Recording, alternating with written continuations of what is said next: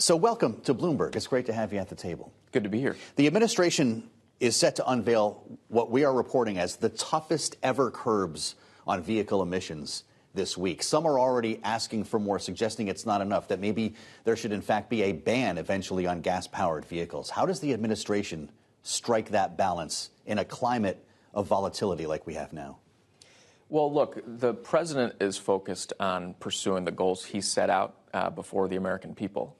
One, that means reinvigorating our manufacturing capability here in the United States. For a bunch of years, we've ceded the leadership on electric vehicles, on hydrogen vehicles to other countries.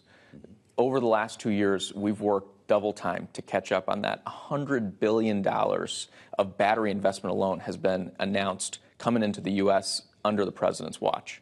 The second goal is to make sure that we are cutting costs for consumers. The rules that we'll propose tomorrow will do that. They will meet that test by thousands of dollars for consumers over the first few years of their ownership of the vehicle.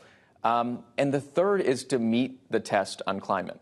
We've set an incredibly bold goal of cutting our emissions economy-wide by 50 to 52% by 2030. This will help us do just that. So massive public health benefits, but then also huge benefits for our workers and manufacturing capability, for consumers, for energy security. This meets that test in historic fashion. We have even Tesla coming out, though, talking about all this federal money that's going to production for electric vehicles, to the charging station of electric vehicles. At what point do you think we can actually see an EV mandate in the United States? You know, the reality is we don't need a mandate of a particular type of fuel or vehicle. There will be a mix that propel us from point A to point B. In the commercial space, for example, hydrogen has been a fuel of choice to decarbonize. We're seeing sustainable aviation fuels, which got incentives in the Inflation Reduction Act. Those biofuels will help us decarbonize in aviation. We're seeing other hydrogen-based fuels decarbonize in the marine sector.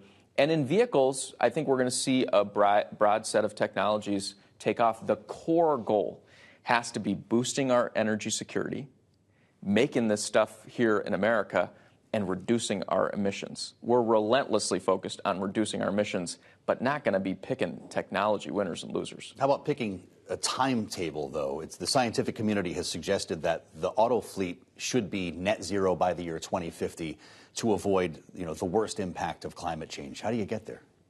I think we're putting ourselves on that path. And what people have to realize is, one, the auto sector is a bunch of subsectors that make up that, right? Now we're starting to make electric tractors, right? But there are long-haul applications where hydrogen is going to be a big deal. We need to help with the diffusion of that technology. And then in the light-duty sector, there's going to be a transformation that takes place, but we have to recognize that the scrappage on those vehicles, the amount of time before the stock turns over, is usually about 10 to 15 years. So when you start backing that out, you know that you've got to be on a hockey stick transformation. And the reality is that's where the market's going.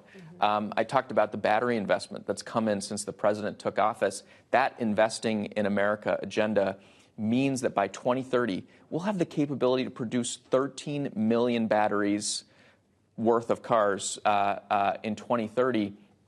For the last few years, we've sold about 15, 16 million vehicles a year. So we're talking about the capability to produce most of those being electric. That's a really big deal. But the U.S. right now is playing a massive game of catch-up with China. Not only do they dominate the market when it comes to raw materials, but also the processing of these raw materials to actually make the batteries.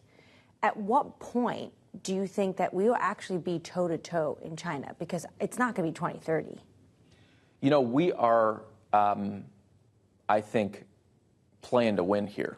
And that's why the focus from the administration hasn't just been on what's the car that's rolling off at the end of the line. It's been all of these materials and components that go into it.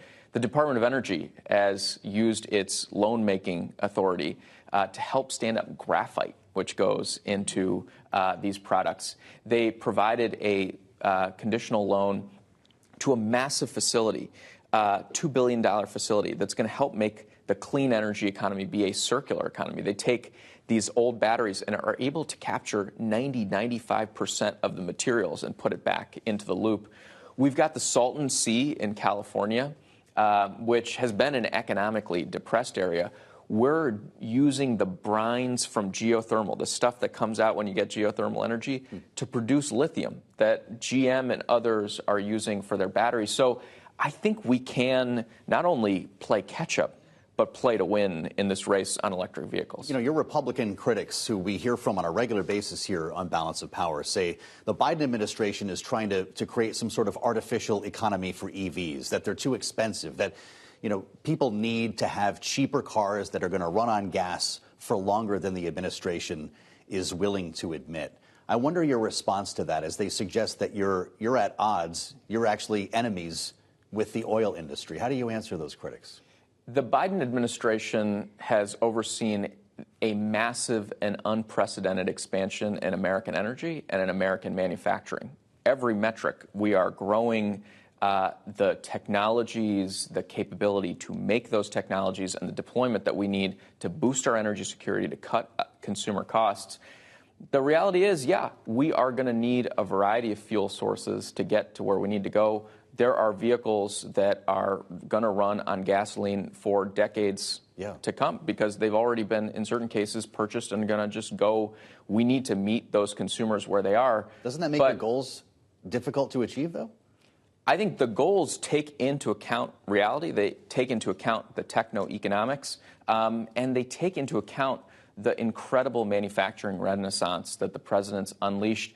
From congressional Republicans, though, let's see what they've put forward. H.R. 1, their signature piece of legislation, repeals big parts of the Inflation Reduction Act. You know, the VP was in Dalton, Georgia, just last week, announcing the expansion of a solar manufacturing facility in a district represented by someone who not only voted against the Inflation Reduction Act, which made that solar manufacturing possible, but wants to repeal it. So, you know, if we want to be for solutions, energy security, cutting consumer costs, boosting American manufacturing competitiveness, standing with the American worker and the American family, that's the president's Investing in America agenda.